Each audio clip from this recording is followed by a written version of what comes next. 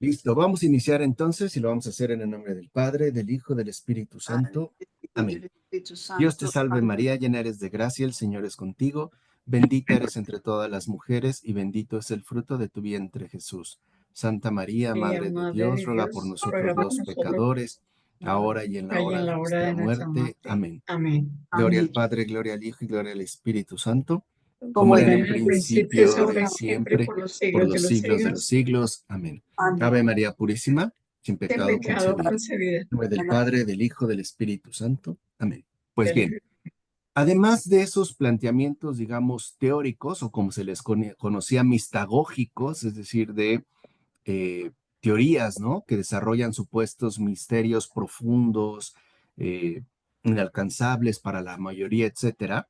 También San Ireneo de León menciona que cada una de estas corrientes o cada una de estas posturas ha elaborado sus propios ritos de redención. Y se entiende porque no basta, y esto es lo importante, no basta con quedarse en un planteamiento teóricamente expositivo, sino que hay que darle también una dimensión ritual que lo fortalezca y que al final sea lo que consolide o robustice el engaño. Y eso, es decir, no solo se dedican a fabricar doctrinas, sino también a fabricar rituales. O sea, hay una teoría, pero también, en definitiva, hay una práctica. Y allí es donde, de acuerdo con Ireneo de León, ¿no? Se ponen de manifiesto y con mayor intensidad, pues las perversiones ocultas que hay detrás de todo esto. Entonces, por ejemplo, comienza diciendo Ireneo de León que al hablar de estos ritos de redención, lo primero que debemos de reconocer es que no es posible limitarse a uno solo, porque en definitiva, cada uno de estos falsificadores, ¿no? Elabora sus propios ritos y además, ¿no? Los desarrolla como se le da la gana. De tal manera que al final aparecen tantas redenciones como falsificadores hay. Entonces hay que exponerlos y destacar, como lo dice abiertamente San Ireneo de León, que esta apariencia de redención, es decir, este engaño basado en una práctica ritual, ha sido suscitada por Satanás. O sea, definitivamente Ireneo de León no lo ve como algo enteramente satánico y por ende como producto o resultado de la obra diabólica para negar el bautismo de la regeneración que nos es concedida para Dios y con ello destruir toda la fe en las promesas contenidas. O sea, son caminos de perdición, ¿no? Que no solamente se trata de que estemos en un error intelectual, que es lo que yo espero que al final, ¿no? En el curso que estamos dando en la clase anterior, se entienda. O sea, no solo estamos hablando de meras teorías, estamos hablando de extravíos de perdición que al final nos alejan de la verdad y por ende también terminan comprometiendo nuestra salvación, o sea, nuestra comunión con Cristo. Y no solo para el mundo futuro, sino ya desde este mundo presente. Entonces, lo primero que afirma San Ireneo de León es que todas estas variedades, ¿no? Rituales de redención no, han sido suscitadas por Satanás. ¿Para qué? Para acabar con la fe y destruir la regeneración que Dios nos ha concedido. Es decir, apartarnos de la luz para volver a sumergirnos en la densidad oscura de sus tinieblas.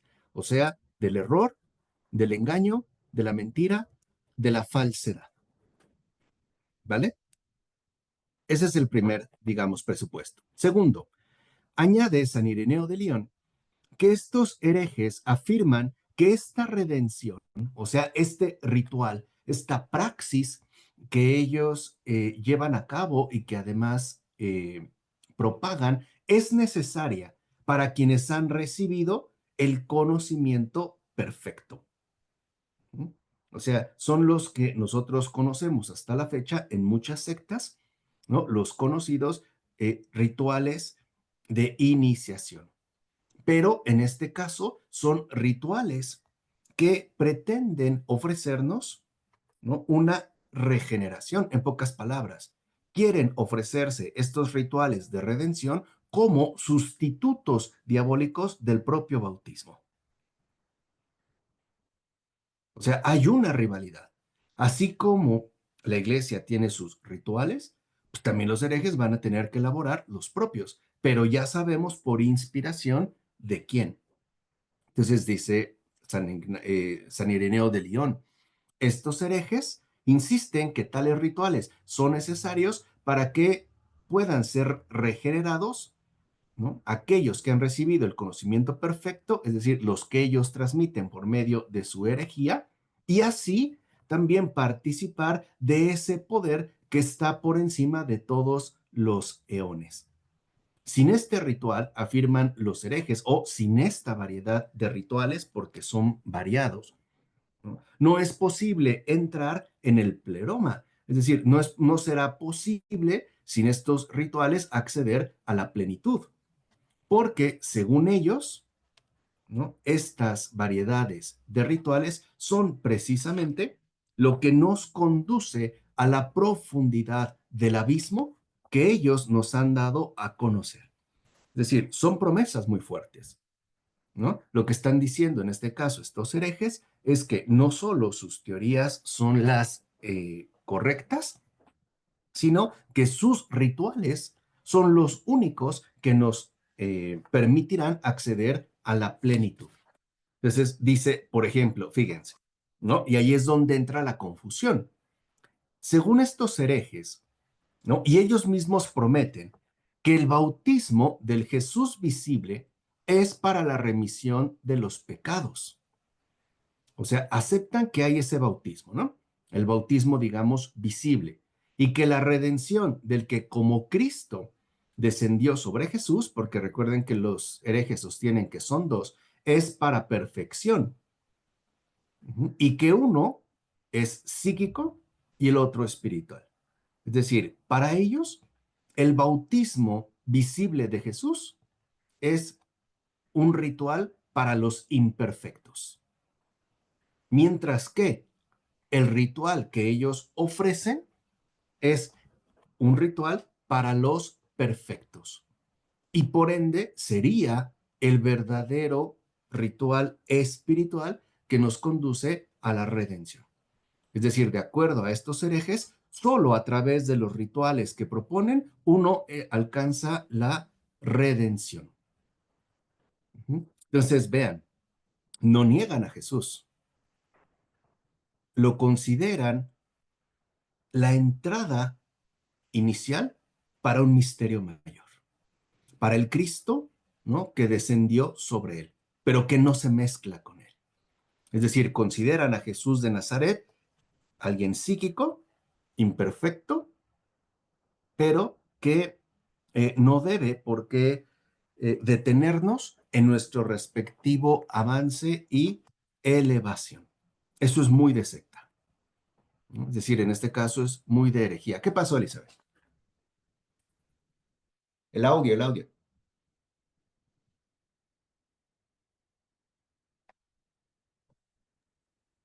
El profesor estaba pensando que si son perfectos, ¿qué necesidad tienen del ritual?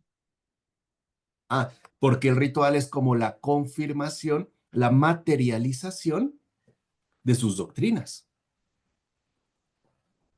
O sea, es, digamos, como la, eh, la materialización de sus propuestas. ¿Por qué? Porque al final necesitan un respaldo práctico que dé el aire, ¿no?, de una realidad completa.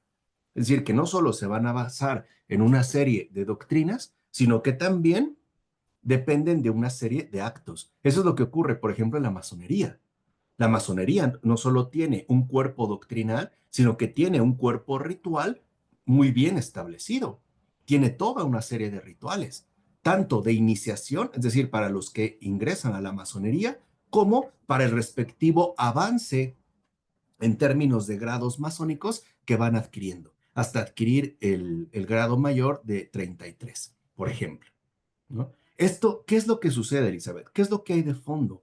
Que cuando uno participa de un ritual, uno parece quedar convencido de que ahí se está dando algo especial que ya no se limita a lo meramente teórico, porque ahora esto está involucrado directamente en lo práctico. Y es lo que causa, vamos a decirlo así, como mayor certeza con respecto al error en el que uno mismo está participando. Por eso los rituales van a tener, en este caso, un peso tan importante. Entonces, la primera afirmación de los herejes es que el Jesús visible, el Jesús de Nazaret, da un bautismo, pero este bautismo es para los imperfectos. En cambio, ¿no? Los rituales de redención que ellos ofrecen es para los perfectos o bien para los que ellos llaman espirituales. ¿A qué apunta la herejía? A que al final, ¿no? Uno de fondo, si quiere alcanzar la perfección, no tiene que quedarse con el Jesús de Nazaret, es decir, apartarnos del Dios encarnado. Ese es el objetivo, no es poca cosa. Y por eso es que van a elaborar una serie, ¿no? De rituales que les da exacto, como lo dice Hilda, pues un sentido de pertenencia, un sentido de iniciación, ¿no? Que parece entonces involucrarme dentro de un acto, en este caso ya definido. ¿Qué pasó, Paola? Buenas noches, profesor. Hola, Paola. Eh, una pregunta, ¿por qué los rituales se pueden sentir así, no sé, extraños? Digo, por ejemplo, comparándolo con la Santa Misa, ¿no? Digo, para mí todas, pues obviamente son importantes, pero para mí la misa más bonita es siempre la de resurrección. Y se siente algo, o sea, hay algo, o sea, bueno, digo, sé que está Dios, pero de verdad se siente algo espiritual diferente. Pero sabe que yo he estado en algunos, yo creo que hasta, o por ejemplo, usted que vive en la Ciudad de México, a lo mejor sí llega a pasar por el Zócalo cuando están estas personas que están vestidas con los trajes de azteca y esas cosas haciendo sus rituales, ¿no? Con las personas que, a lo mejor extranjeros o lo que pasa así. ¿Por qué se siente tan extraño? O sea, ¿qué significa realmente un ritual dentro de la espiritualidad? Por qué puede sentirse hasta demoníaco? Porque en primer lugar, los rituales, en efecto, aportan un sentido de pertenencia. Y dos, porque no olvidemos que el ritual, al final, es un ejercicio, ¿no? De comunión con Dios. Ese es el objetivo. El problema es que sí puede haber una interferencia. Entonces puede desviarse el ritual de tal manera que nosotros experimentemos o tengamos ciertas sensaciones que confundimos porque no provienen de Dios, sino de algo totalmente ajeno a Él. Pero esa sensación de que estás participando, ¿no? En algo especial o en algo sobresaliente, no se elimina. O sea, por eso es que los rituales, digamos, nos ligan finalmente con una creencia y comprometen nuestra vida por entero. O sea, no es lo mismo quedarte al nivel teórico que quedarte ya a un nivel práctico. Por ejemplo, no es lo mismo creer en la brujería que ingresar de lleno a las prácticas que se realizan. El grado de compromiso es mayor. O sea, hay un sentido de vinculación muy potente. Entonces, no es lo mismo, vamos a decirlo de esta forma, no es lo mismo tener una idea que ya tener una práctica arraigada. Porque cuando ya te involucras en rituales, sí estás haciendo pactos y es mucho más difícil romper con ellos, porque las prácticas arraigan. Incluso te imponen una especie de fidelidad, ¿no? Difícil de quebrantar. Entonces, lo que los herejes hacen es decir, a ver, sí, el Jesús de Nazaret de la Biblia te propone esto, pero no es lo mejor. Lo mejor es esto que yo te ofrezco, ¿no? El Jesús de Nazaret es psíquico, es decir, es importante, pero no es lo espiritual. Eso lo tenemos nosotros y eso es lo que nosotros te ofrecemos. Incluso, como había dicho San Ireneo de León, tergiversan el propio sentido de la escritura y la utilizan a su favor. Por ejemplo, cuando añade San Ireneo de León. Ellos dicen que esto quedó patente cuando a los hijos del Zebedeo, ¿no? Su madre le pide a Jesús que los haga sentar con él en su reino, uno a la derecha y otro a la izquierda. Y que Jesús le responde, ¿no? Al hablar de esta redención que ellos tienen. Podéis bautizaros con el bautismo con que yo os he de bautizar. Es decir, como si les diera a entender que, ok, lo que ellos piden, ¿no? No saben a qué se refiere y si serán capaces de tenerlo, porque al final ese bautismo no serán para todos. O sea, otra vez, esa idea de selectividad, esa idea de exclusividad, de que vamos a pertenecer a un grupo sobresaliente de perfectos, de espirituales, ¿no? En el cual hemos tenido la fortuna de ser incluidos y los demás no. ¿No? Es decir, al final también, pues, en el caso de las herejías y de estos rituales, tiene como uno de sus motores principales, pues, la arrogancia espiritual. Pues el pensar que yo soy un elegido, ¿no? De un grupo particular que el resto de los mortales no es capaz de comprender y mucho menos de practicar. Entonces, bajo estos presupuestos, dice Irineo, que algunos de estos herejes, por ejemplo, preparan una cámara nupcial. Vean, o sea, un lecho nupcial. ¿Por qué? Porque con eso se está hablando de consumación, se está hablando de vinculación, se está hablando pues de entrega. Y entonces preparan una cámara nupcial y con algunas invocaciones profanas sobre los que supuestamente son iniciados, se realizan toda una serie de rituales y dicen que las acciones que estos realizan son nupcias espirituales. O sea, a semejanza de las acciones que realizan las parejas de arriba, o sea, los superiores. O sea, que lo que ocurra en esas cámaras nupciales no tiene, por ejemplo, nada de obsceno, sino que es un acto perfecto, libre de cualquier pecado, mancha o falta. O sea, es, por ejemplo, en el caso de estas cámaras nupciales, hacer de la lujuria un rito de iniciación sacralizado. Es decir, es convertir lo impuro en puro. Otros, dice San Irineo, en cambio, conducen al agua a los iniciados y al bautizarlos le dicen así. Fíjense sus palabras, ¿no? O sea, los bautizan y ya sabemos lo que Jesús había dicho, ¿no? Vayan y bauticen en el nombre del Padre, del Hijo y del Espíritu Santo. Estos no.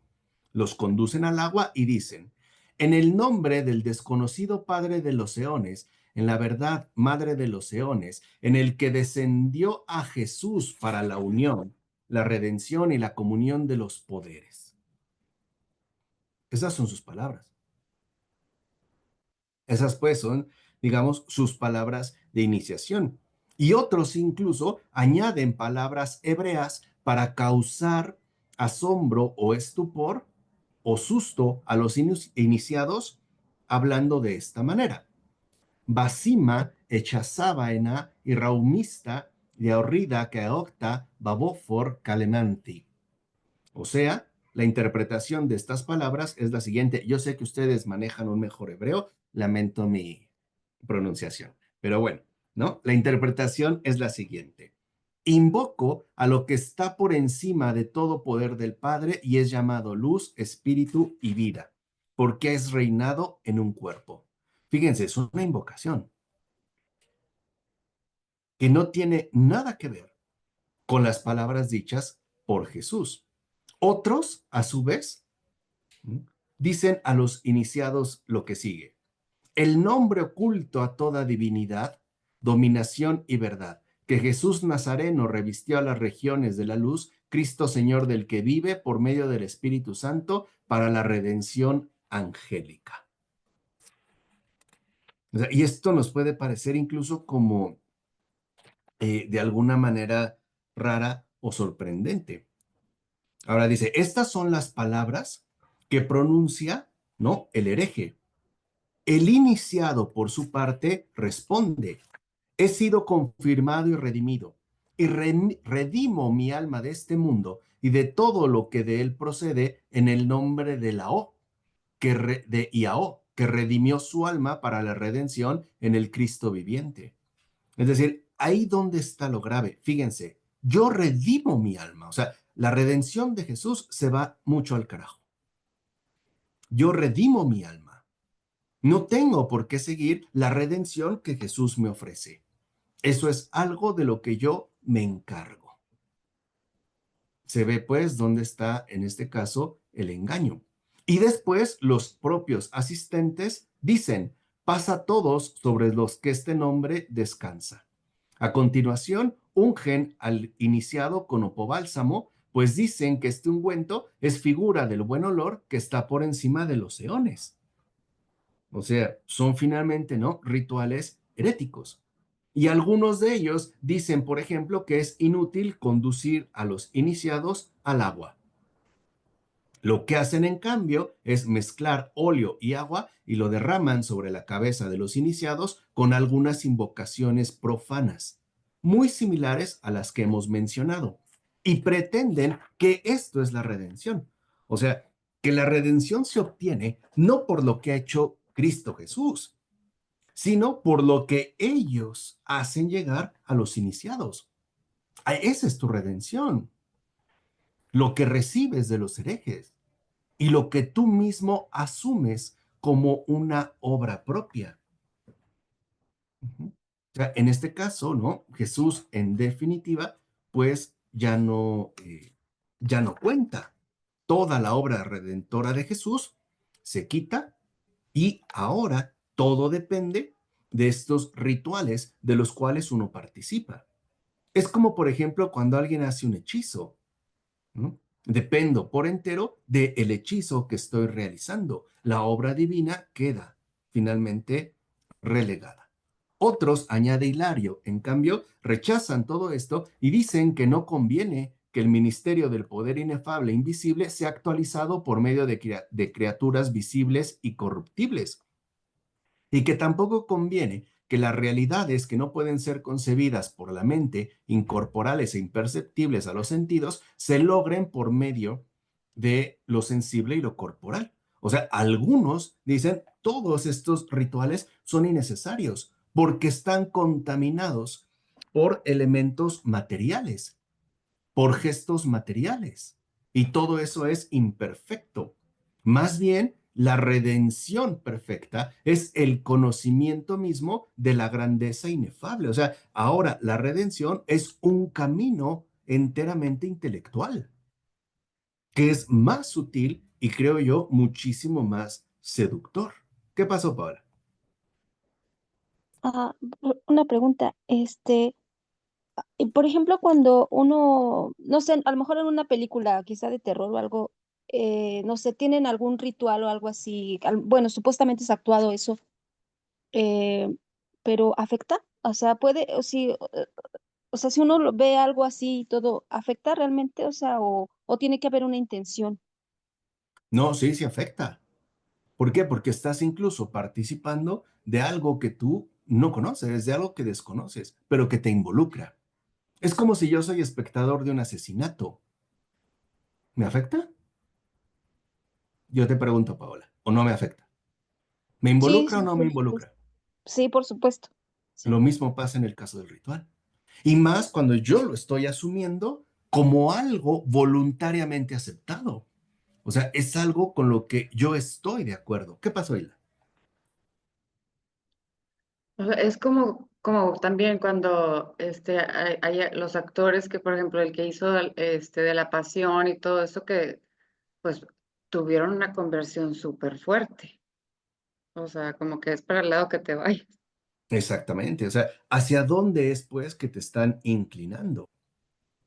¿No? Por eso es que también nuestras propias prácticas de vida son importantes, son ciertamente fundamentales. Entonces, los herejes, vamos a decirlo así, más diabólicos, no apelan a rituales visibles, sino que insisten en que en definitiva la redención consiste en superar la ignorancia que es precisamente resultado de la caída.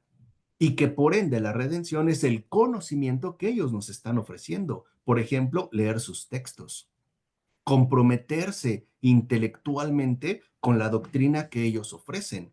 Nada de rituales, es mucho más sutil y por eso es muchísimo más diabólico. ¿Por qué? Porque al final sabemos que, ¿no? Mientras más sutil sea, en este caso, la tentación, pues más efecto puede llegar a tener en una persona. Y es lo que ocurre, por ejemplo, con algunas gentes o individuos que han leído ciertos textos infectados por estas herejías, cambian su manera de pensar y algo ocurre en su interior. Es decir, al final lo que termina perjudicando severamente es su alma. Y no es de una manera visible. Basta muchas veces, ¿no? La lectura de un librito o de un folleto o de un texto, aun cuando yo no participe particularmente de determinados rituales. Entonces, esta redención, según estos herejes, no es corporal, porque el cuerpo es corruptible. Tampoco es psíquica, porque el alma procede de la caída, ¿no? Más bien, esta redención es espiritual porque la doctrina que ellos nos ofrecen, en tanto conocimiento perfecto, o sea, gnosis, es lo único que nos puede alcanzar ese estado de redención total. Y esa es la verdadera redención. Entonces vemos cómo hay variedad de rituales que, unas se quieren asemejar al bautizo cristiano, pero cambiando las palabras, otros en términos de cámara nupcial, y estos últimos que supuestamente son más perfectos porque ya no dependen de rituales, sino de posicionamientos intelectualmente intensos, ¿no? O sea, estos van directamente contra el alma. Algunos otros, añade San Ireneo, hay otros que redimen a los muertos en el momento último de la muerte. Por ejemplo, derramando sobre sus cabezas óleo y agua o el ungüento que antes mencionamos, disuelto con agua e invocaciones como las que hemos mencionado. O sea, incluso en el último momento se compromete el alma al privarle de la asistencia del Salvador del mundo. Es como si se le pusiera un bloqueador que compromete, en efecto, su redención. Y les enseñan que una vez que hayan muerto y lleguen ante las potestades, escuchen, digan esto: yo soy un hijo procedente del Padre preexistente, y un hijo en el preexistente. He venido a ver todo, lo mío y lo ajeno, aunque no totalmente ajeno, sino de Achamod, que es fémina, y ha hecho esto para sí, pero hizo bajar su descendencia procedente del preexistente, y yo regreso a lo mío de donde vine. Y afirman que si dice esto, elude y escapa a estas potestades. O sea, vean, nosotros sabemos que con la muerte esto no termina, empieza. Ya lo había dicho San Agustín, que no te preocupe la muerte, preocúpate lo que viene después. Entonces, incluso, ¿no? Estas herejías llegan a tal extremo que, como les digo, les ponen una especie de bloqueador y en lugar, al momento de la verdad, de ofrecer palabras simples como Jesús, perdóname, o Señor, ten piedad o misericordia de mí, se avientan un discurso de extravío que en el más allá parece seguir encadenándolos a las tinieblas del error. Y ahí es donde entra lo grave. O sea, no solo aquí, sino allá. O sea, di todo menos perdón. No digas, Dios mío, sálvame. No digas, Jesús, ten piedad de mí, pecador. No digas eso. Di cualquier otra cosa. O sea, niégate a la salvación que se te hace presente. Y esto, ¿no? San Ireneo de León, pues lo ve muy bien. Entonces, dice San Ireneo, como difieren entre sí, no solo por la doctrina, sino también por sus rituales, y como los nuevos adeptos aspiran siempre a encontrar algo nuevo y más novedoso y dar como fruto lo que nadie antes pensó, pues entonces resulta inacabable toda la serie de tonterías que se van inventando. porque parece que mientras más novedoso, no, será mejor. Dice, en cambio, nosotros mantenemos la regla de la verdad. Y ahí está el punto, o sea, para el cristiano, ¿no? Un elemento sustancial de toda su existencia es el hecho de mantener siempre firme la regla de la verdad. Es decir, que existe un único Dios todopoderoso. Esa es la base. No hay dioses, hay un único Dios, no hay eones, no hay divinidades, no hay potestades, no hay poderes. Hay un único Dios todopoderoso que creó todas las cosas, las visibles y las invisibles, y las creó por medio de su verbo. Confirmó armonía e hizo todas las cosas de la nada. ¿Quién dijo eso? ¿Quién habló por primera vez de la creación ex nihilo?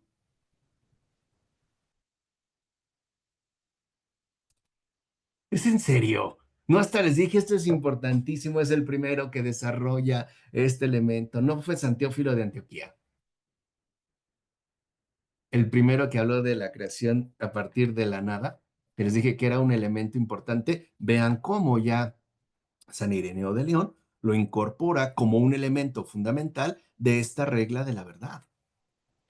O sea, esta verdad que se va confeccionando y que se va fortaleciendo.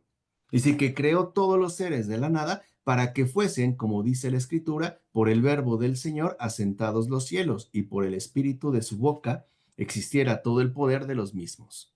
Y de nuevo añade, todas las cosas fueron hechas por medio de él y sin él no fue hecho nada.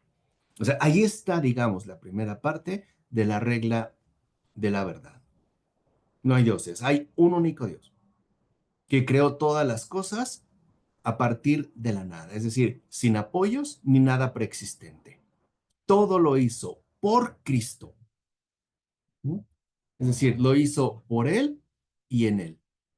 Y de todas las cosas, nada queda excluido, sino que el Padre hizo todas las cosas por medio de Él, tanto lo visible como lo invisible, lo sensible, lo inteligible, lo temporal, por causa de la economía.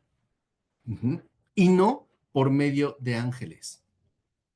Y tampoco apelando a potestades separadas de su manera de pensar y de sentir, pues el Dios de todas las cosas no tiene necesidad de nada, sino que por medio de su verbo y de su espíritu hace todas las cosas, las dispone, las gobierna y les otorga el ser a todas. Él fue quien hizo el mundo, pues el mundo forma parte de todas las cosas. Él fue quien modeló al ser humano. Él es el Dios de Abraham, el Dios de Isaac y el Dios de Jacob, por encima del cual no hay otros Dios, no hay otro Dios, no hay otro principio, no hay otro poder, no hay otro pleroma. Y este Dios es el Padre de nuestro Señor Jesucristo. Así pues, concluye San Ireneo de León, manteniendo esta regla, por más que se empeñen en hablar de maneras diferentes y por extenso, demostramos con facilidad que ellos son los que se apartan de la verdad y por ende los que se apartan de la salvación. En efecto, casi todas las herejías afirman que existe un único Dios, pero lo distorsionan con su mala manera de pensar y de sentir porque son ingratos con el que los creó. Entonces, vean, para Ireneo de León, uno de los elementos principales que conduce a la herejía es la ingratitud. Es el ser ingrato con aquel que no solo nos creó, sino que creó todo lo existente. ¿Y por qué somos ingratos? Porque no queremos reconocer ese acto de creación que ha llevado a cabo y no lo queremos aceptar como principio de todas las cosas. Y por ende preferimos extraviarnos en muchos otros engaños. Entonces es el ser ingratos. Dice, es lo mismo que ocurre, por ejemplo, con los paganos y la idolatría. O sea, para San Ireneo de León, ya lo veremos en su momento con San Atanasio de Alejandría, La idolatría, por ejemplo, no solo es resultado de maldad, es resultado de ingratitud. Es no querer reconocer al Dios único y creador de todas las cosas. Y por ende, desviar el corazón hacia falsedades múltiples. Dice, por eso estos, por ser ingratos, desprecian la obra modelada por Dios. Y de hecho, llegan a tal punto de ingratitud que incluso se oponen a la salvación que Él nos ofrece. Se oponen a la salvación y se hacen acusadores y falsos testigos contra sí mismos. Porque es tanto por medio de estos rituales como decirle al Dios único y verdadero, de ti no quiero nada. Ni lo que has hecho conmigo, es decir, no quiero agradecerte el que me hayas creado y mucho menos agradecerte el que me hayas redimido. De eso me encargo yo. Eso es lo diabólico. O sea, no solo hay un rechazo de la creación, sino también un rechazo de la salvación. Dice, pues estos resucitarán en carne, aunque no quieran y aunque no les guste. Y eso para que conozcan el poder del que los resucita de entre los muertos, aunque a causa de su ingratitud y por tanto de su incredulidad, no serán contados entre los justos. Entonces vean cómo Irineo de León se da muy bien cuenta que detrás de la incredulidad hay algo más profundo. Y eso más profundo es ingratitud. En la Biblia, desde el Antiguo Testamento, a esta ingratitud ya se le conocía como dureza del corazón.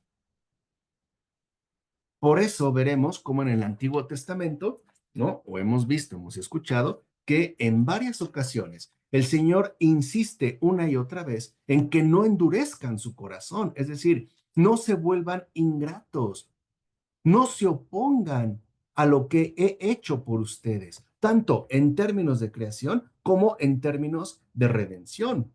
Por ejemplo, hoy, en estos días, este gesto de endurecimiento de corazón, de ingratitud, se ve a través del avance sorprendente de las nuevas tecnologías, porque la salvación la esperamos de la ciencia y los avances tecnológicos, no de la intervención divina. Incluso posturas contemporáneas quieren acabar con el envejecimiento y el último obstáculo a vencer, la muerte. Eso es algo, ¿no? De lo cual la ciencia se encargará en su momento, y aunque ya esté trabajando en ello. Pero eso es ser ingrato. O sea, al final, lo que yo les decía, toda herejía conduce a rechazar a Dios mismo, tanto en su acto creador como en su acto redentor. Y ojo, no solo lo hacen las prácticas de allá, nos condiciona también perdón, no solo en las prácticas de aquí, sino que también nos condiciona en el posicionamiento de allá. Pensemos en el llamado buen ladrón, cuando está en la cruz. Señor, no, acuérdate de mí cuando estés en tu reino. En la herejía no aparece nada de eso. Porque yo no le puedo pedir a Dios que se acuerde de mí cuando yo me estoy olvidando de él aquí. Es decir, al final estas herejías conducen a decirle a Dios, no me interesa lo tuyo. Yo me las arreglo. Tengo mis poderes, tengo mis doctrinas, tengo mis facultades, tengo mis maestros, tengo mis guías, tengo mis magias, tengo mis hechizos, incluso también tengo mis milagros, porque sí se puede llegar a este extremo. Y aquí es donde San Ireneo de León aborda un tema fundamental, los orígenes de la herejía. Fíjense, por extraño que nos parezca, San Ireneo de León está tan potente que incluso ubica los orígenes de la herejía. Entonces dice, como la detección y la refutación contra todos los herejes es un asunto complejo y además desigual, y tenemos el propósito de contradecirlos, ¿no? Y mostrar su error a todos ellos según sus características propias, pues entonces creemos necesario referir cuál es su fuente y cuál es su raíz. Es lo que estamos haciendo nosotros, en Voz y Palabra. Justamente eso.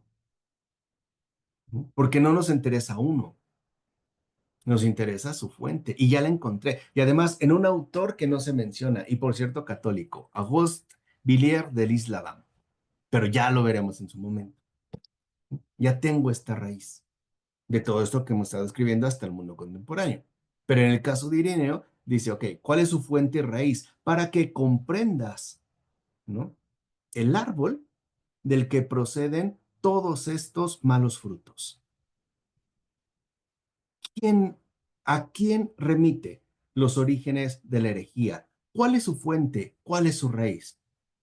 Es, y lo dice abiertamente San Ireneo de León, es Simón Samaritano. Simón Samaritano, ese mago, ese hechicero, de quien Lucas, discípulo y seguidor de los apóstoles, dice, y vean cómo en este caso cita los Hechos de los Apóstoles. Vean este párrafo.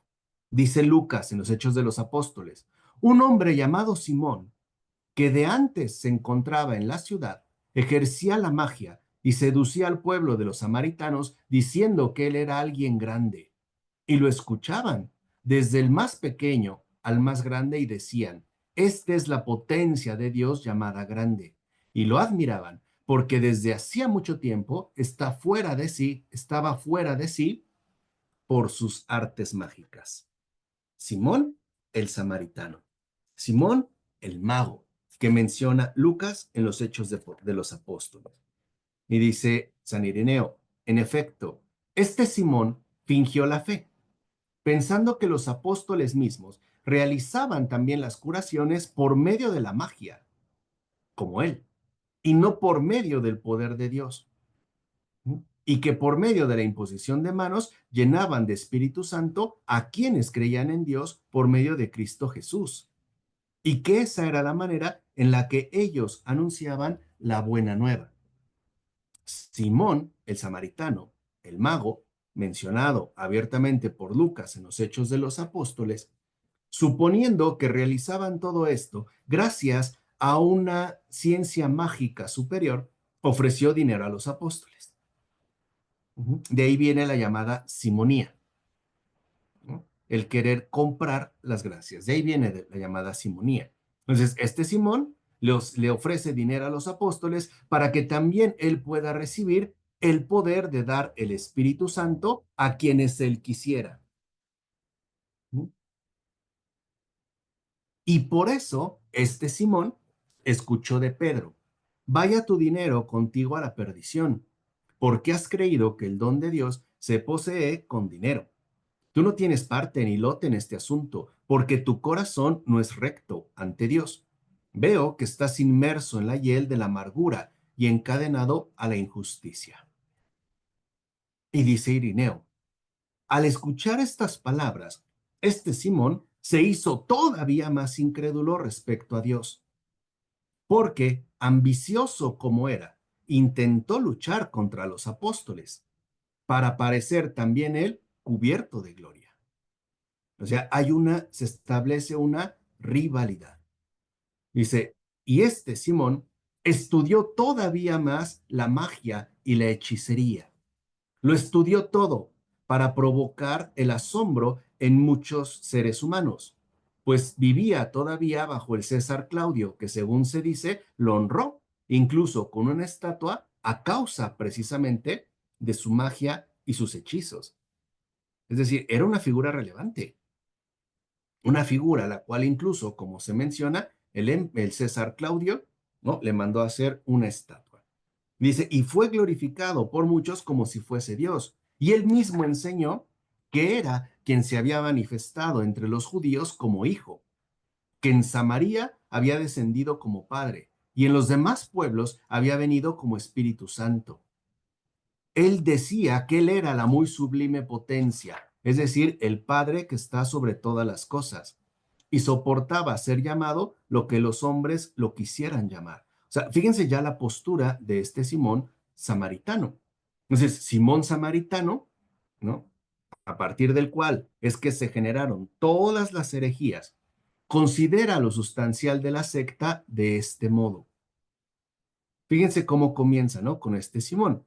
Habiendo rescatado a una tal Helena, prostituta de la ciudad fenicia de Tiro, se la llevó consigo por todas partes, diciendo que ella era el primer pensamiento de su mente, pensamiento en femenino, madre de todas las cosas, por medio de la cual en el principio concibió en su mente crear los ángeles y los arcángeles, y por medio de los cuales hizo también, es decir, de esos ángeles y arcángeles, hizo también este mundo.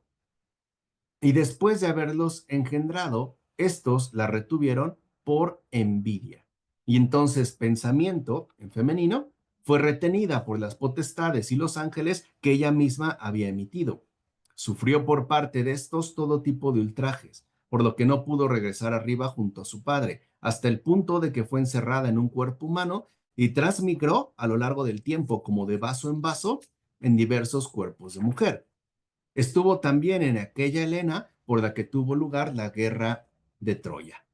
Después de transmigrar de un cuerpo a otro y de soportar desde entonces continuamente ultrajes, acabó finalmente prostituida en un burdel. Y esta precisamente es la oveja perdida. Pues cuando Jesús dice, no, yo soy el buen pastor que va por la oveja perdida, dice Simón, yo soy el buen pastor. Esta es la oveja perdida que vine a rescatar. Por eso, Simón afirmaba que él mismo vino para asumirla a la primera y liberarla de las cadenas, y para otorgar la salvación a todos los hombres por medio de su conocimiento, o sea, por medio de lo que él estaba afirmando, por medio de lo que él estaba, en este caso, transmitiendo. Y como los ángeles gobernaban mal el mundo, porque cada uno ambicionaba el gobierno, entonces vino a corregir la situación de las cosas y descendió transfigurado y asemejado a los poderes, las potestades y los ángeles, hasta aparecer también como hombre entre los hombres, aunque no era hombre, y daba a entender que padeció en Judea, aunque realmente no padeció. O sea, ahí está la raíz de todo lo que van a decir las demás herejías.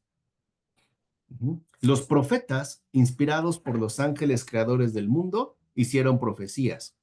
Por eso, quienes han puesto su esperanza en él y en Helena, ya no se preocupan más de aquellos y como liebres obran lo que quieren, porque los hombres se salvan por la gracia de él y no por las obras justas,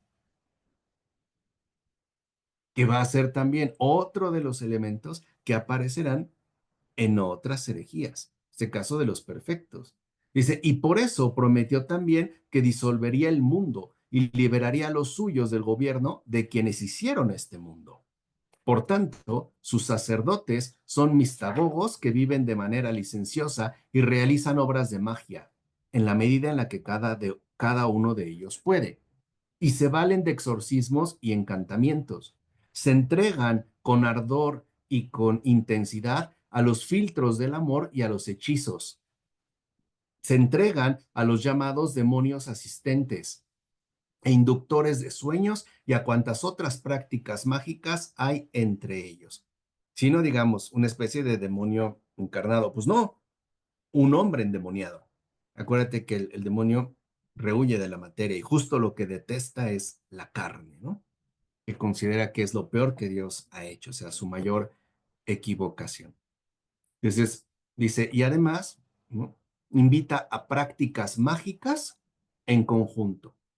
Tienen incluso sus seguidores una imagen de Simón con la forma de Júpiter y otra de Helena con la forma de Minerva, y los adoran.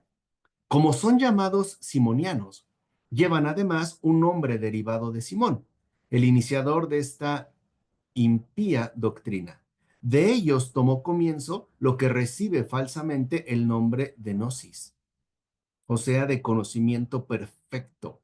¿Cómo es posible aprender de sus mismas afirmaciones? Entonces veamos quién comienza. Un rival directo de los apóstoles. ¿Qué pasó, Elizabeth? Profesor, entonces, Simón Samaritano podríamos decir que es el primer hereje. El padre de todos. Entonces, de todas maneras, Simón Samaritano reconocía en el cristianismo la verdad, tanto así que ofrecía dinero a los apóstoles supuestamente para comprar los favores del Espíritu Santo. O sea que sí creía en el cristianismo. Claro, sabía que ahí había algún poder y era un poder que él no tenía. Como se lo negaron, entonces se enardeció, se endureció más su corazón y se radicalizó su postura. Se inventó pues toda una narrativa y evidentemente toda una serie de prácticas. Y en efecto, esta breve síntesis que San Ireneo de León nos ofrece de Simón el Samaritano, Simón el Mago, tiene las raíces de todas las demás herejías. Por ejemplo, el pelagianismo, con el que tanto va a discutir Agustín, precisamente es el que sostiene que no se requieren de obras de la gracia divina para salir, porque basta con que obremos con rectitud, es decir, moralmente bien, para estar salvados. O, o cuando un Lutero dice que no se necesitan las obras, porque solo vale la fe, ya lo había dicho Simón. Nada más que lo único es que Simón dijo que en realidad no se requieren obras, sino únicamente el conocimiento que él nos ha hecho llegar.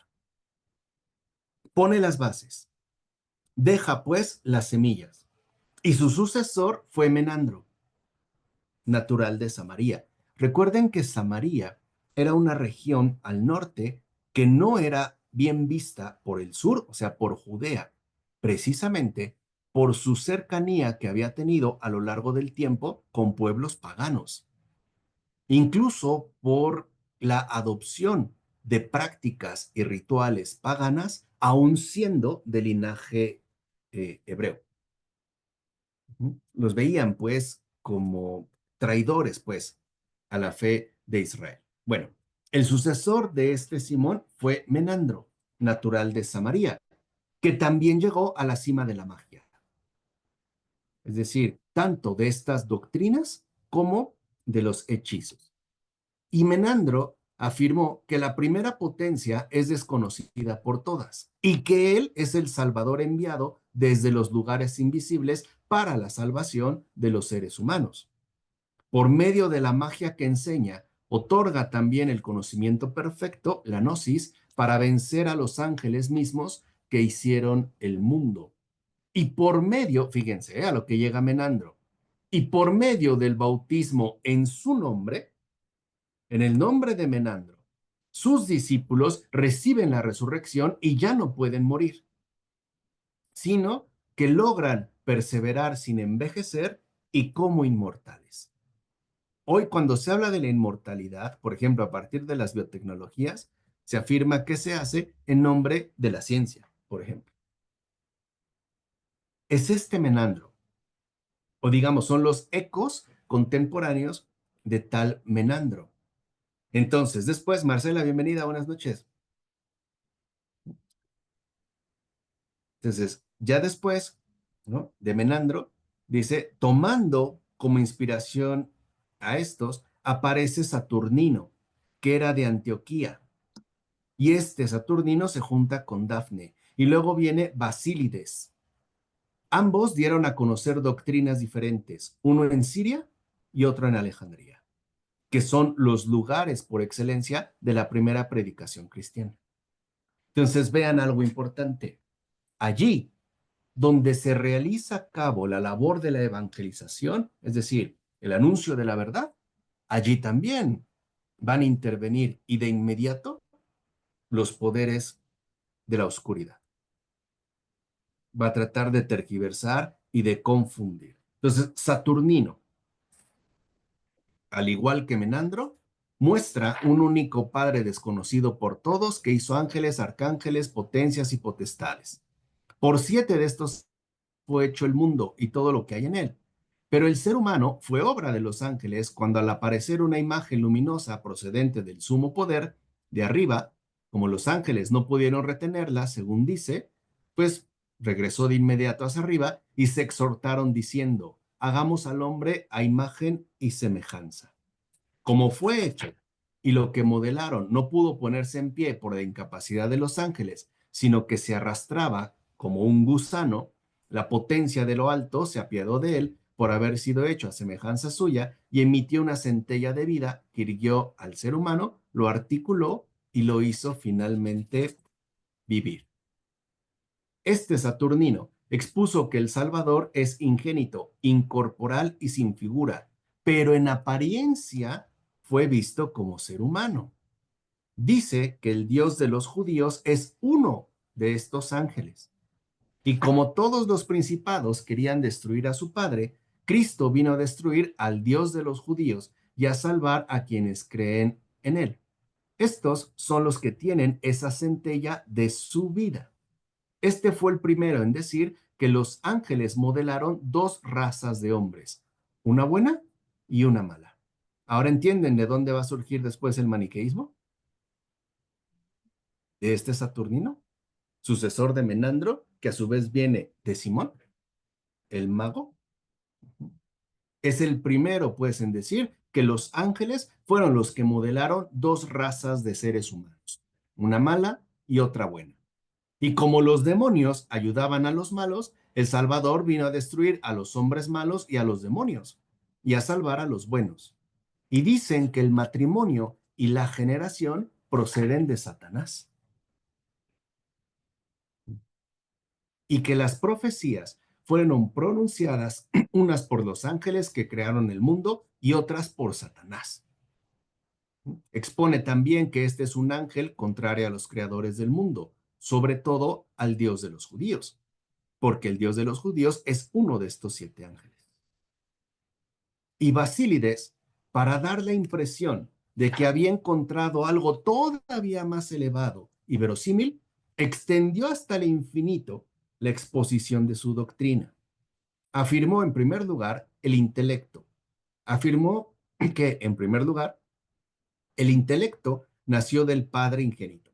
De aquel nació el Verbo. Luego del Verbo nació prudencia. De prudencia nacieron sabiduría y fuerza. De fuerza y sabiduría nacieron las potencias, los principados y los ángeles, a los que también llama primeros, y por estos fue hecho el primer cielo. Según dicen después, por emanación de estos fueron hechos otros y crearon el segundo cielo semejante al anterior. Y como de igual modo por emanación de estos fueron hechos otros, imágenes de los que están sobre ellos, configuraron un tercer cielo. Y a partir del tercero, el cuarto, el de los que están por debajo. Y después de este modo fueron hechos más y más principados y ángeles y 365 cielos. Por eso, según Basílides, el año tiene también tantos días como número de cielos hay. Y los ángeles que gobiernan el cielo inferior, el que incluso nosotros vemos, han hecho todo lo que hay en el mundo y se han repartido la tierra y los pueblos que hay en ella. El jefe de los mismos es el considerado Dios de los judíos. Como este ángel, considerado Dios de los judíos, quiso someter las demás naciones a sus hombres, es decir, a los judíos, todos los demás principados se levantaron contra él y lo combatieron. Por eso los demás pueblos también rechazaron a ese pueblo. Y el Padre ingénito innombrable, al ver la perversidad de los mismos, envió a su primogénito intelecto, y este es llamado el Cristo, para liberar a los creyentes en él del poder de quienes hicieron el mundo. A los pueblos de estos apareció como hombre en la tierra y realizó prodigios. Por eso tampoco padeció, sino que un tal Simón de Cirene, forzado, llevó la cruz en lugar de aquel. O sea, vean cómo incluso, ¿no? Desvían el sufrimiento real del Señor. Y por ignorancia y error fue crucificado, dado que le cambió de figura de modo que se creyese que él era Jesús. O sea que incluso el que murió en la cruz fue Simón de Cirene, no Jesús. Cambio de figura.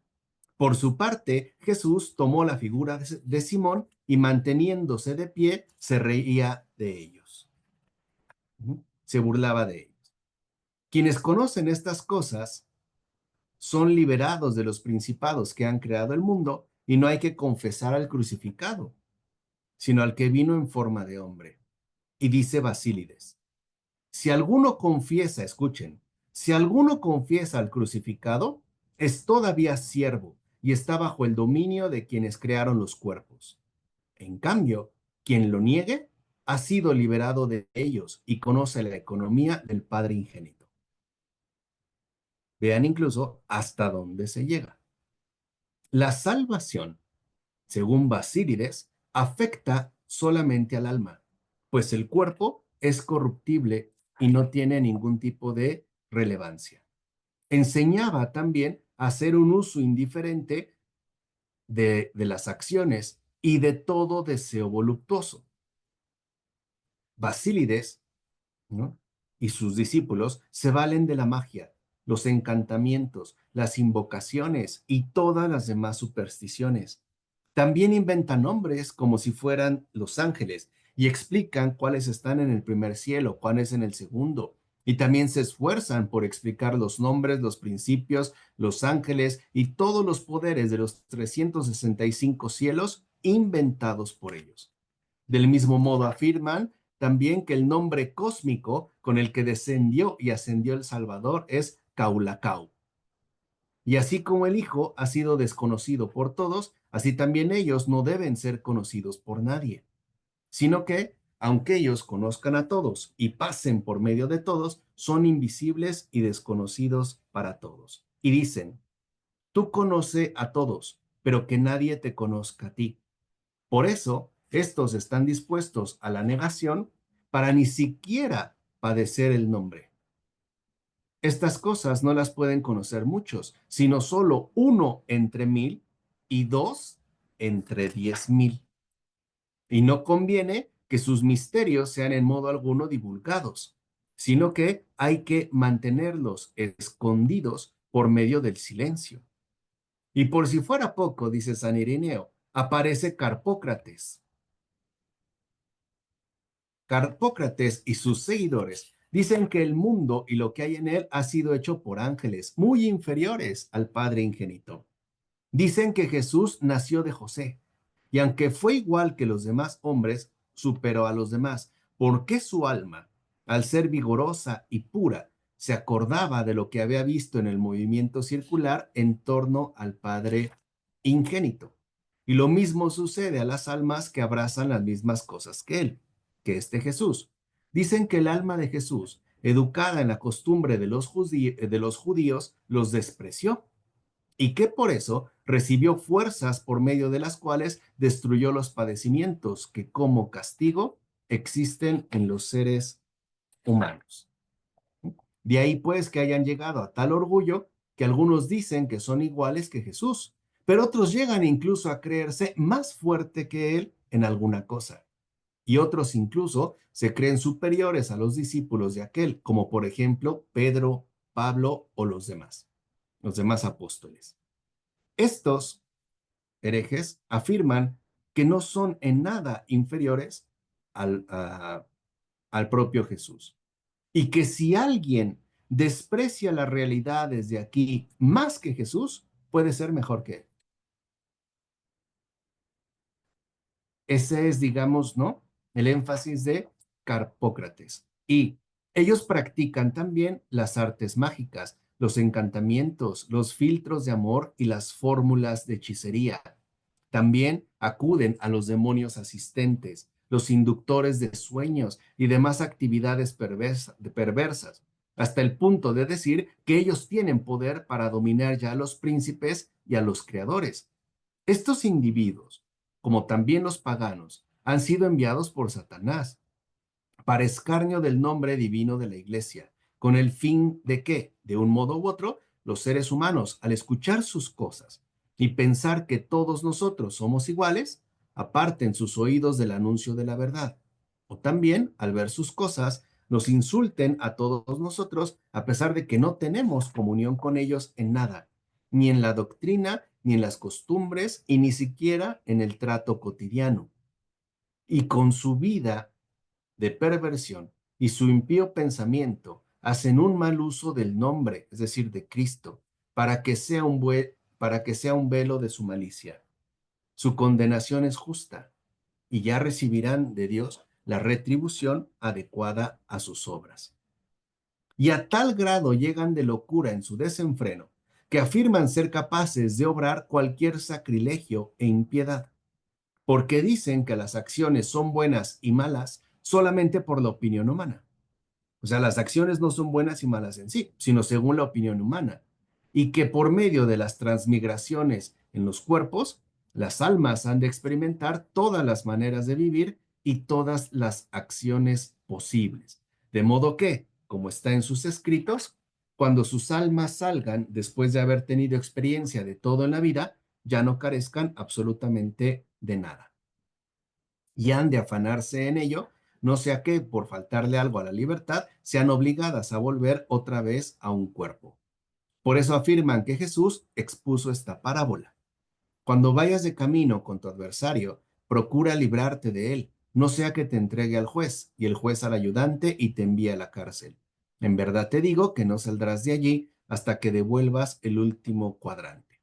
Dicen que el adversario es uno de los ángeles que hay en el mundo, al que denominan diablo, pues dicen que ha sido hecho precisamente para conducir a las almas que han muerto desde el mundo hasta el principado. También dicen que este es el primero de los creadores del mundo y que éste entrega a tales almas a otro ángel, al que le ayuda, para que las introduzca en otros cuerpos, pues afirman que el cuerpo es una cárcel.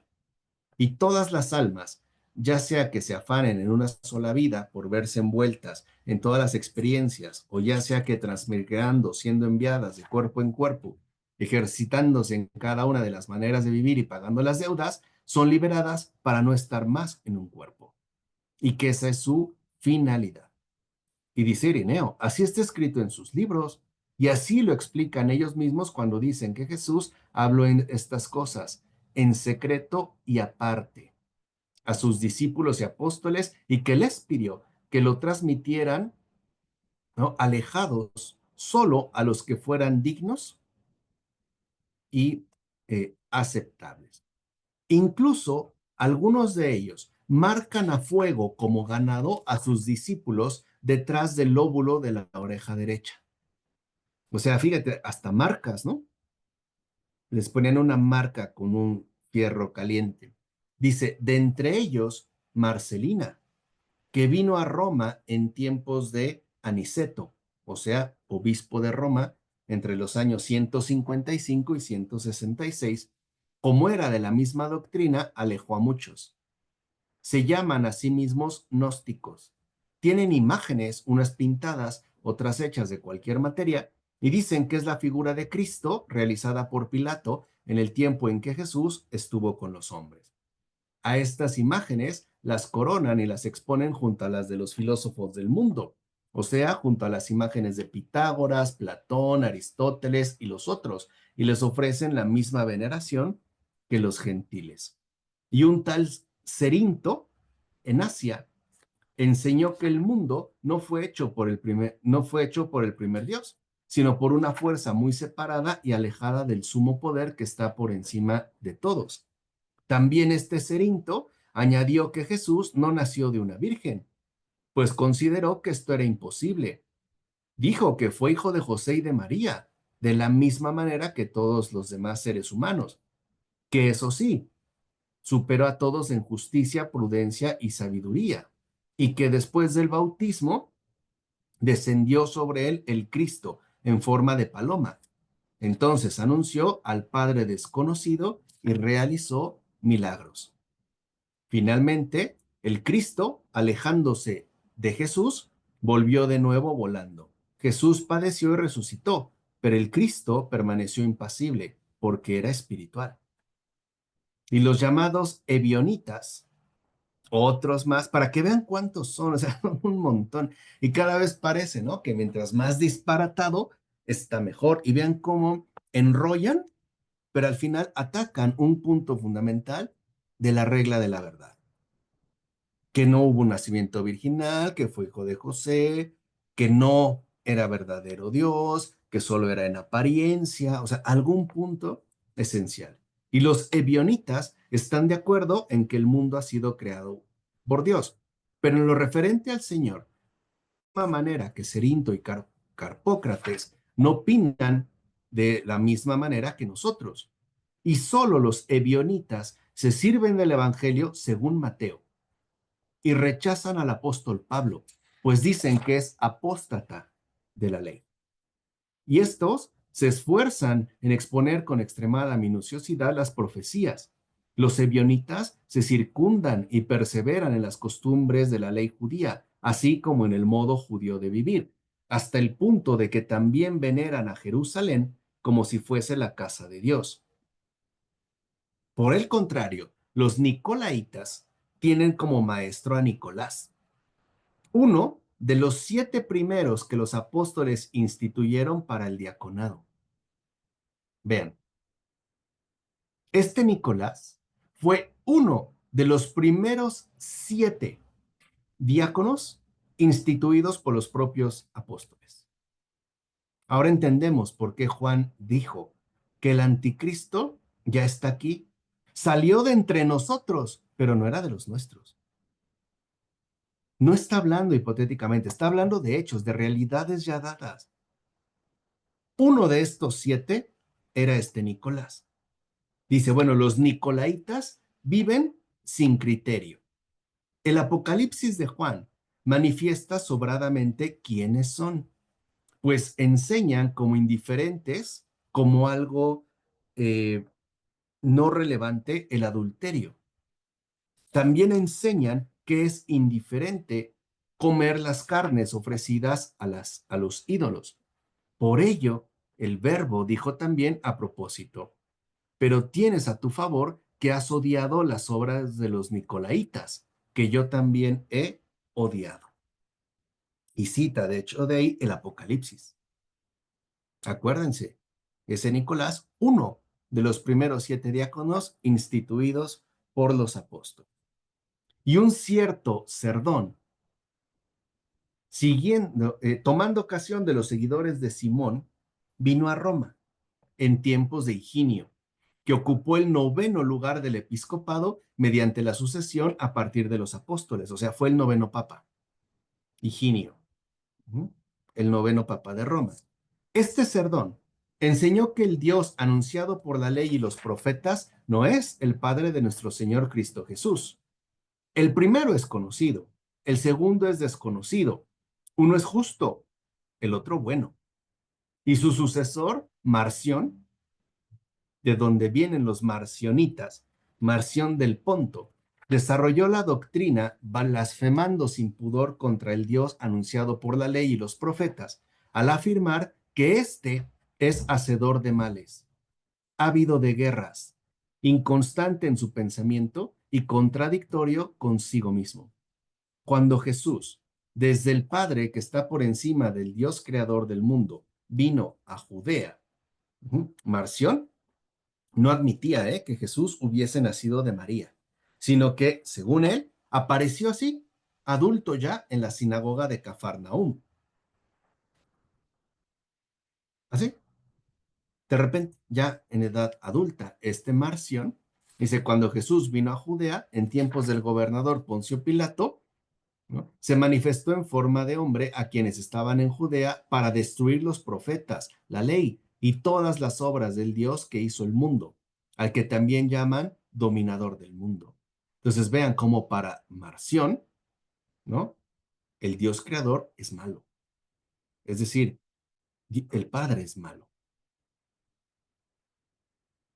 Además de esto, después de mutilar el Evangelio según Lucas, suprimiendo no solo todo lo que fue escrito a propósito del nacimiento del Señor, sino también muchas de las enseñanzas de sus palabras, en las que está escrito que de una manera clarísima el Señor confesó al Creador de este mundo como a su Padre, persuadió Marción a sus discípulos de que era más veraz que los apóstoles que transmitieron el Evangelio, cuanto que él, Marción, les ha transmitido no el Evangelio, sino una partecita nada más. De igual manera, cercenó, mutiló las epístolas del apóstol Pablo, suprimiendo lo que el apóstol dijo de manera clara sobre el Dios que creó el mundo. O sea, que este es el Padre de nuestro Señor Jesucristo, así como suprimió pasajes que el apóstol recordó y enseñó a partir de los escritos proféticos que anunciaban de antemano la venida del Señor. ¿Les parece bien? ¿Todavía tienen ganas? Y terminamos de una vez con San Irineo, porque ya falta muy poquito. Ujú. Dice, solo habrá salvación, según Marción, para las almas que hayan aprendido su doctrina. Pero el cuerpo, por haber sido tomado de la tierra, no puede participar de la salvación.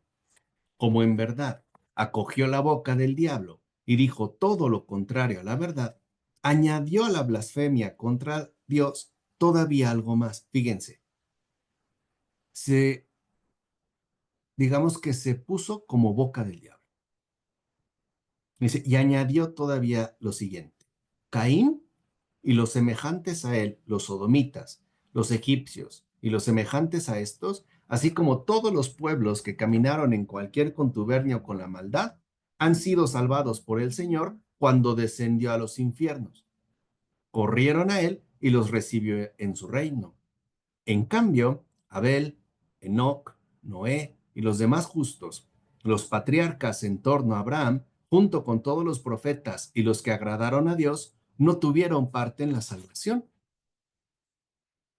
Según dice, como sabía que su Dios siempre los tentaba, sospecharon que también entonces los estaba tentando, por lo que no corrieron a Jesús ni creyeron en su anuncio. Y por eso Marción dice que sus almas permanecen en los infiernos. O sea, vean, ¿no? Los justos son los condenados y los condenados son los redimidos, porque Dios es un mentiroso y engañado. Y este, según Marción, es el único que se ha atrevido de modo claro a mutilar las escrituras. Y por encima de todos, es el que más se dedicó a denigrar a Dios. Todos los que de algún modo adulteran la verdad y hacen daño al anuncio de la iglesia, repito, todos los que de algún modo adulteran la verdad y hacen daño al anuncio de la iglesia son discípulos y sucesores del mago Simón de Samaria, padre de todos los herejes.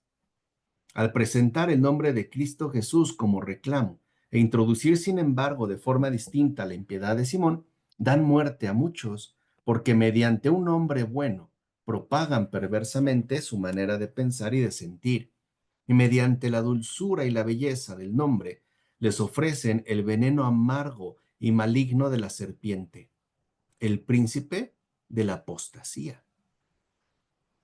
De los mencionados anteriormente han nacido muchas ramificaciones, dice San Irineo, muchas herejías, porque muchos de ellos, más bien todos, quieren ser maestros y apartarse de la herejía en que estuvieron, y después de construir una enseñanza distinta a partir de otra, y después a partir de otra, y luego de otra, siempre buscan añadir alguna novedad, porque lo que importa para estos herejes es considerarse a sí mismos inventores de la enseñanza que proclaman.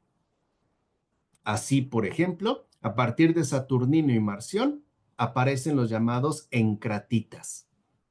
Los encratitas proclamaron la abstinencia del matrimonio, echando a perder la antigua obra modelada por Dios y recriminando indirectamente al que hizo al hombre y a la mujer para la procreación humana. Y entonces, como transgresión, introdujeron la abstinencia. Es decir, Dios dice que se unan y estos dice que se aparten. Dios dice que se hagan uno y los encratitas dicen no, que se mantengan separados. También se oponen a la salvación de Adán. Esto ha sido inventado ahora entre ellos, pues un tal Tasiano ha sido el primero en introducir esta blasfemia. Este Tasiano fue discípulo de Justino, o sea, de San Justino mártir. Este Tasiano fue discípulo de Justino y mientras convivió con él, no dijo nada, pero después de su martirio, después de que San Justino muriera por martirio, se apartó de la iglesia, se engrió con la presunción de ser maestro, se ensoberbeció como si estuviera por encima de los demás y constituyó su propia idiosincrasia, es decir, su propia herejía. Y este Tasiano dijo que el matrimonio es depravación y fornicación. Y de la misma manera que Marción y Saturnino se opuso por iniciativa propia a la salvación de Adán. Otros, tomando a Basílides y Carpócrates, también introdujeron como algo indiferente las relaciones sexuales. Dijeron que no tenía importancia. También las múltiples nupcias y la despreocupación en lo referente a la comida de las carnes consagradas a los ídolos, al decir que Dios no se ocupa de estas cosas, que esas cosas para Dios son irrelevantes. ¿Y qué más, dice Ireneo, podemos decir? No mucho, porque no es posible decir el número de todos los que de una u otra manera se han separado de la verdad. Son muchos, que poco a poco se han ido, ¿no? Separando, apartando, desgarrando de la regla de la verdad. Además, surge una multitud de gnósticos de Barbelo a partir de los simonianos que ya hemos hablado. Y estos discípulos de Barbelo se han propagado como hongos en la tierra. O sea, que crecen, ¿no? De manera brutal, ¿no? De manera cada vez más exponencial. Algunos de estos afirman que la misma sabiduría se hizo serpiente, o sea, que el diablo es el sabio, Dios el tonto, y que por eso se alzó contra el creador de Adán, y que es este y no otro, la serpiente, el que envió la gnosis, el conocimiento perfecto a los seres humanos. Por eso también afirman que la serpiente es la más sabia de todos y que también por la disposición de nuestros intestinos se ve que la serpiente está en nosotros y domina en nosotros. Otros dicen que Caín, los cainitas, proceden del poder supremo y confiesan que están emparentados con Esaú, Coré, los sodomitas y todos los semejantes.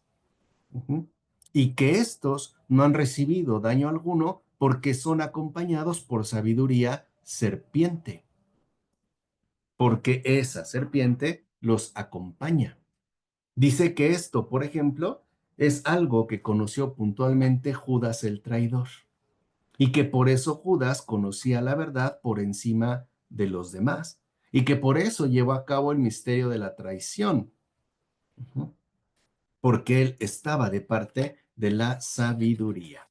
Y así dice, fíjense, dice, y así se inventan tales cosas que incluso hablan del Evangelio de Judas,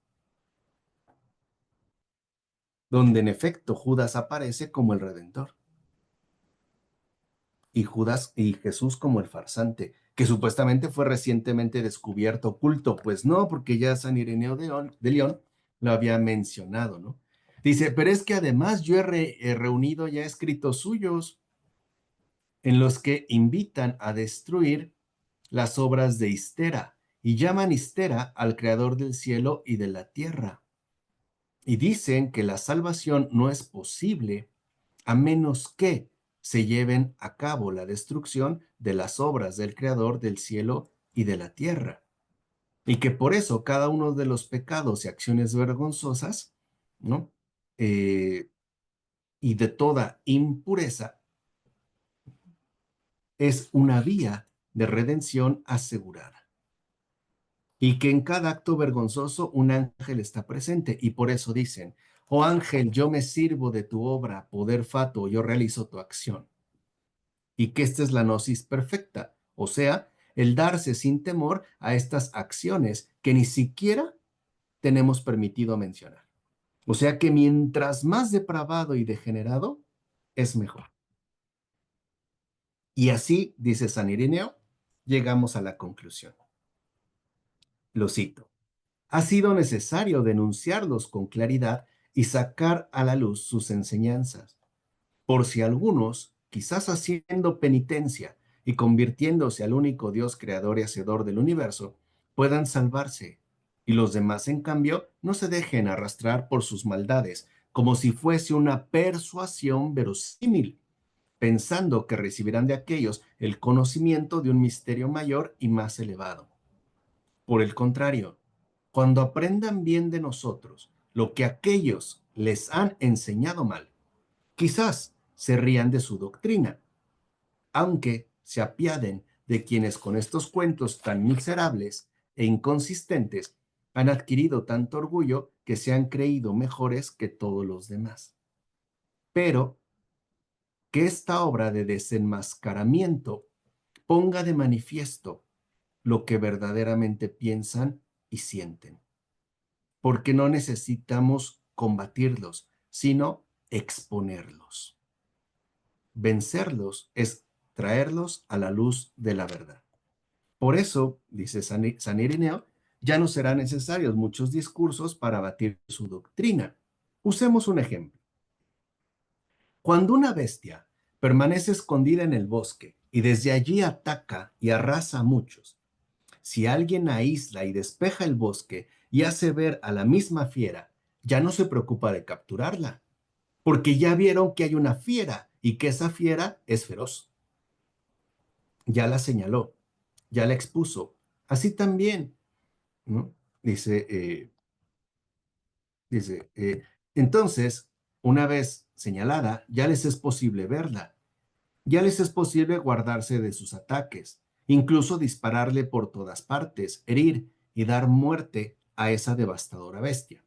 Así también, una vez que hemos puesto de manifiesto sus secretos y los misterios que callan, nosotros ya no tendremos que destruir su doctrina con muchos discursos. Tú y todos los que están contigo podéis ejercitaros en lo que ha sido dicho antes y abatir sus doctrinas perversas y confusas y mostrar las enseñanzas concordes con la verdad. Así las cosas, dado que lo prometí, llevaremos adelante, según nuestras fuerzas, una refutación de los mismos y contradeciremos a todos ellos en un libro segundo. También, ¿no?, daremos ayuda para su refutación, haciendo frente a todas sus doctrinas conforme al orden del discurso, de manera que no solo la saquemos a la luz a la bestia, como en este primer libro, sino que también iramos a la bestia por todas partes. Y así termina este libro 1. Son 5, 900 páginas. Pero fíjense, este es el combate cristiano. Exponer a la bestia. Y después, atacarle por todas partes. Que Dios nos ayude en esta tarea y que experimentemos el triunfo del resucitado e Hijo de la siempre Virgen María, y que con el Padre y el Espíritu Santo es Dios y recibe gloria por los siglos de los siglos. Amén. San Ireneo de León ruega por nosotros. El siguiente que iniciaremos, primero Dios, el próximo viernes, espérame tantito. El siguiente, bueno, por aquí, algún comentario, alguna pregunta, alguna reclamación, una demanda, no sé. Yo quería decir, profesor, cualquiera pensaría que entre toda esta cantidad de herejes, pues se apoyaban entre ellos mismos. Pero resulta que como que cada hereje entra en un ambiente de competencia a ver qué dice la herejía más descabellada. Exactamente. ¿Quién dice lo más descabellado? Esa es la necedad, esa es la locura, porque no hay un acuerdo, sino un desacuerdo desatado que ya sabemos de parte de quién viene. Al igual, profesor, también quería notar que esas herejías no permanecieron, aparecieron, se dijeron, se llevarían a cabo, se hicieron sus rituales, pero al mismo tiempo también desaparecieron, porque no tenían como una raíz de verdad. Pero también se fueron reformulando e Mm, incluso han ido reapareciendo. Muchas de estas bases hoy en día son las que se sostienen, pero la raíz está. La raíz finalmente se mantiene. Entonces vean, como en el caso de San Ireneo de León, tenemos dos lecciones fundamentales, o más bien tres. La primera, nunca, jamás incurrir en el descuido de la verdad. Esa es la más importante. Jamás incurrir en el descuido de la verdad. Dos, exponer el error y atacarlo por todas partes, lo cual implica un arduo trabajo de estudio y de oración. Y tres, comprender que el error que estos propagan afectan a muchas almas y que la mayoría de estos salieron de un entorno cercano. Es decir, salieron, como dijo San Juan, de entre nosotros, pero no eran de los nuestros. Y eso es lo más doloroso de todo. Eso es lo más doloroso de todo. ¿Qué pasó, Paula? Yo le quería hacer una pregunta, pero bueno, o sea, sí está relacionada, pero no sé si tanto. ¿Puedo? A ver, Ah, a ver. ah, es que sabe que ayer estaba hablando con el chat GPT y le pregunté, o sea, digo, en sus bases de datos o lo que tenga, de cómo funcione, le pregunté que cuál de las religiones era la más rica en filosofía, o sea, la más rica en todo lo que se refiere a la filosofía, ¿no? Y me dijo que la que tiene más filosofía, la más coherente, con la que más metafísica y bla, bla, bla, bla, bla, porque yo no entiendo mucho, me dijo que era eh, el budismo, sí, el budismo, me dijo, que era y después estaba el hinduismo, y en cuarto lugar me puso al catolicismo. Bueno, es que le puso que cristianismo. Entonces, a mí me surgió una duda sobre o sea, de la filosofía, sí.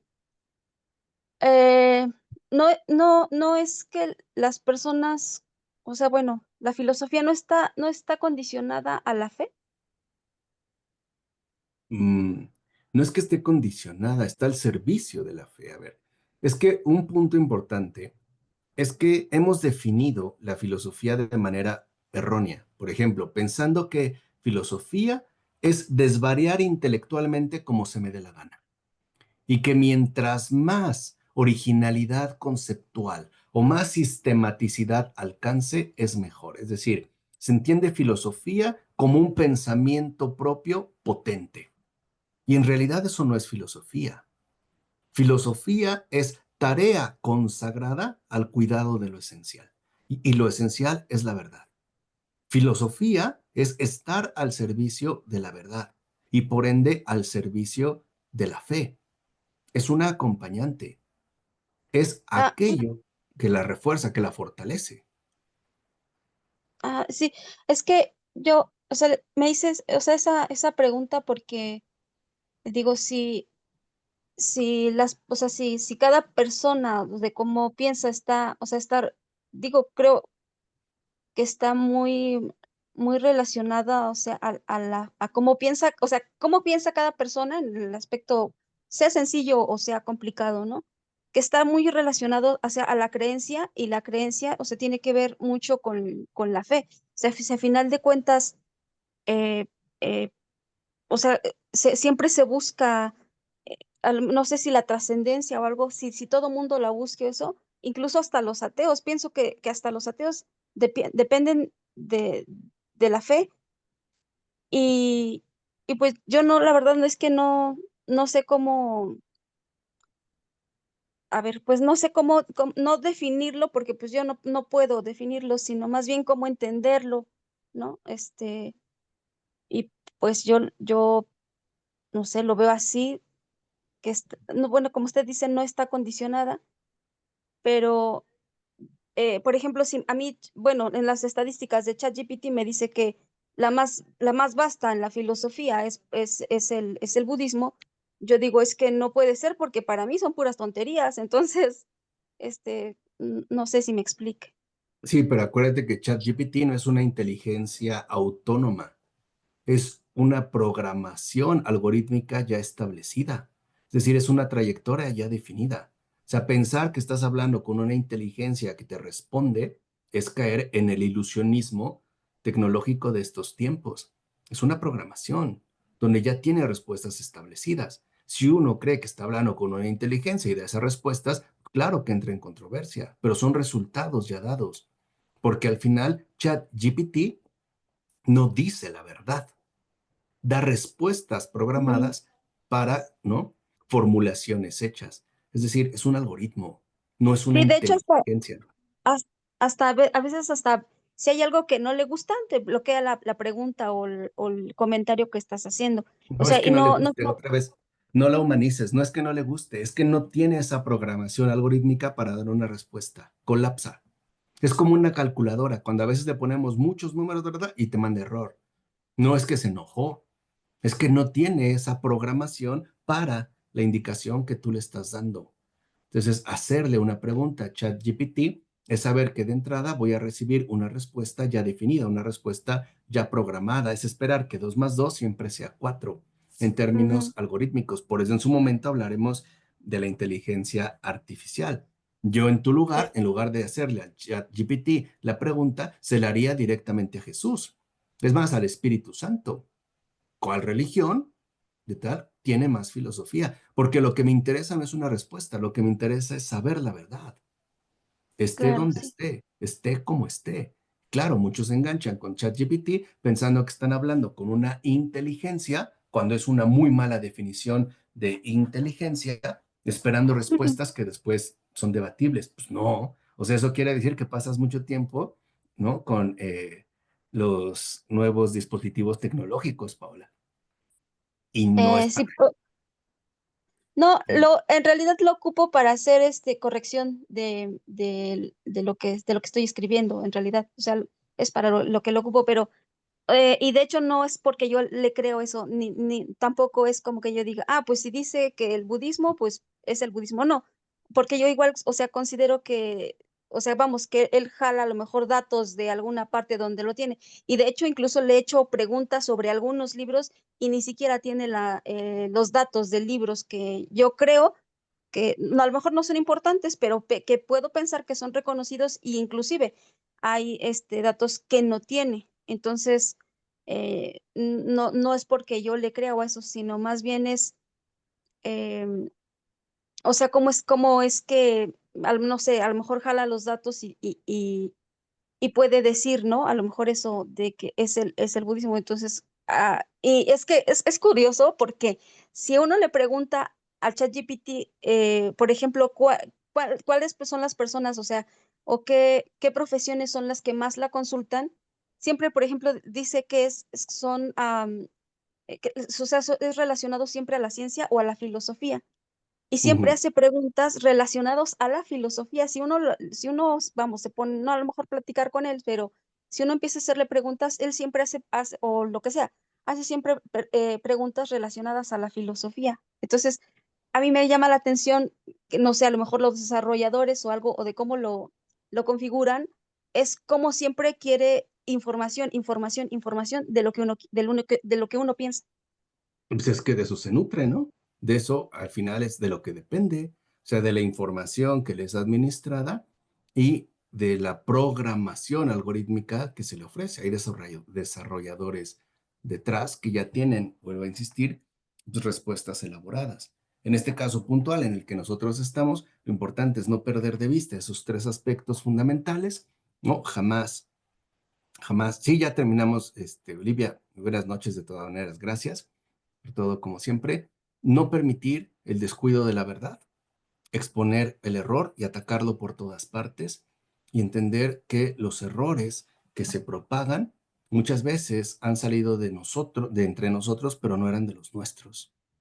Y hay también que señalarlos, ¿no? O sea, estamos también llamados a colaborar en el bien común de todos. Vale, pues con esto ahora sí terminamos. Espero no haberlos incomodado, lamento haberles quitado muchísimo tiempo, pero el próximo viernes, primero Dios, empezaremos con Clemente de Alejandría y su protéptico. No con el pedagogo, con el protéptico. Ya lo veremos la siguiente ocasión. ¿De acuerdo? Pues que pasen muy Gracias. buena noche, que tengan muy buen descanso, muy bendecida semana y seguimos en contacto. Cuídense mucho, por favor. Muchas Elizabeth, gracias por Marcela, ese Clara programa. Basto, Olivia, Hilda, Marisol, Clara González, Paola, muy buenas noches, un gran abrazo y que Dios les bendiga. Que descanse, Igualmente, profesor, y muchas bendiciones gracias. a todos. Buenas noches. Mañana les mando a la clase. Sí, señor. Buenas noches Gracias. a Buenas todos. noches. Bye. Sí.